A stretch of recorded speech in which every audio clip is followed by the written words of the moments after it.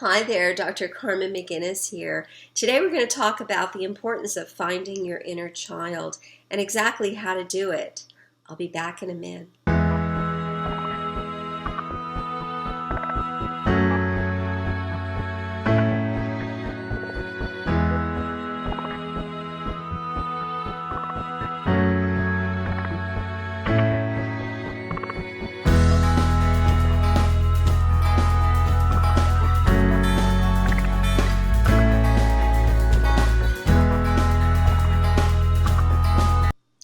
I've been doing inner child work with clients since around 2010.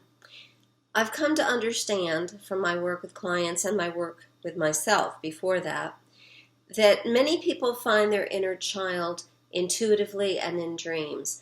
Often the inner child speaks to us when we're engaged in physical activity that releases us from more demanding mental activities.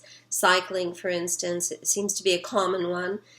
Walking, vacuuming, any sort of physical labor that releases the mind to wander a little bit. I recently wrote a manual and online course in exactly how to find your inner child and how to raise your inner child once you do. Since I've been out and about talking about this, people often ask me, what exactly do you mean by inner child?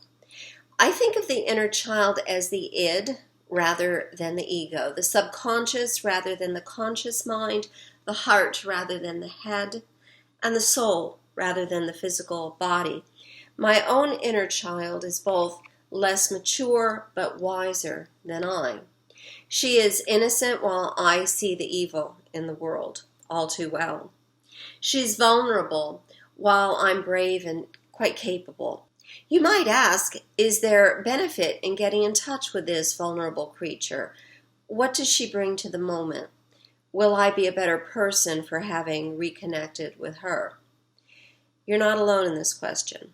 Others before you have insisted, I worked quite hard to leave immaturity and innocence and vulnerability behind me. I want to be mature, brave, and capable. And certainly these are admirable traits which I too worked hard to attain. But what did we leave behind to reach this pinnacle of maturity and strength and wisdom to be brave and capable? Did we leave part of ourselves behind us to get to this point? Did we have to silence the child within to become the man or woman that she is today? And what might that child have said and done and become had we not taken the path that we took? Had we instead insisted upon remaining vulnerable and innocent as we grew braver and more capable and competent? The answer to how your inner child might benefit you is simpler than you might think. She or he knows you better than you know yourself. She knows what's in your heart, what you've had to bury, to hide, or forget entirely, so that you might stake your claim on maturity, bravery, and capability. Unfortunately, many believe that the qualities of bravery and capability are mutually exclusive to vulnerability. I don't believe they are. I believe instead that if we go back and reach a hand to that child, we can raise her or him with the wisdom that we now possess to become brave and competent while remaining vulnerable. There's not enough time here to talk about how I found my own inner child, and that's all on the online course and in the manual. But what I can share here is that there was so much that I remembered when I did find her.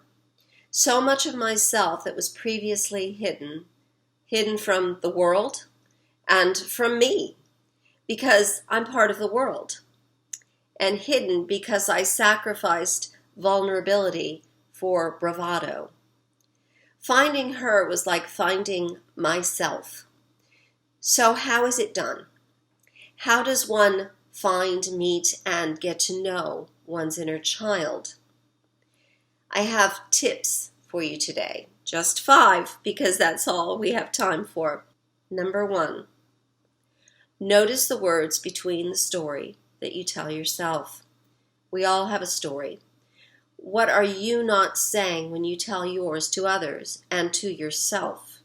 That's right, we all tell ourselves a story to keep us hypnotized in the person that we believe ourselves to be. For me, I was not saying that although I love to be alone, for instance, I'm often lonely. I was not saying that I feared what others might make of me if I didn't save them, if I didn't perform feats of heroism every day. These are the limitations that we put on ourselves so that we can stay hypnotized in the adult that we believe we are. Notice when and where you're vulnerable, afraid, or sad, instead of viewing these moments as weaknesses. View them as opportunities to get to know yourself better. View the words between as the bridge to the person she or he would have become. In the words between, there are, of course, more questions than answers. There usually are in life. And that takes us to my second tip for finding your inner child. Number 2, live your life like an adventure. The quest is about you, to find yourself. Be your own movie star, but not in a vain or self-centered way. Not in the way that hurts other people, but as if your life depended on finding you in that movie. And indeed, it might. Wake every single day with the intention of finding out something about you. Number 3, treat yourself with the same reverence you would a respected friend. If your friend told you he or she had only today learned that he or she fears, doubts, anything, whatever it is, or that he or she is ashamed or sad, you wouldn't question the validity of their fears or doubts or shame. You would just embrace them and help them get through it. Number 4, do what you want to do. Now, not at the cost of others, but as much as possible. Remember what it was like to be a small child and have as much time as you want to do what you want to do. If you want to walk, have one. If you want a bike ride, don't have a bike, go get a bike. Find a bike or rent one. One of those kiosks if you live in a city that has bike rentals. You can always buy a bike for about $30 at a garage sale. Go get a bike. Have a bike ride. Number 5, and this one's my favorite, dream. Kids dream. They invent themselves every single day in what they imagine. So there are 5 tips for you on how to find your inner child, how to reach inside of yourself and embrace that vulnerable, innocent you that you used to be, how to meet with that person and continue to do the work with the knowledge of adulthood, the wisdom of adulthood on how to become that brave and capable person whilst hanging on to your vulnerability and your innocence. I hope this was helpful. I do look forward to seeing you on Wednesday this week for my midweek sneak peek as to what we will be talking about next Sunday right here on my channel. Until then, have a wonderful week.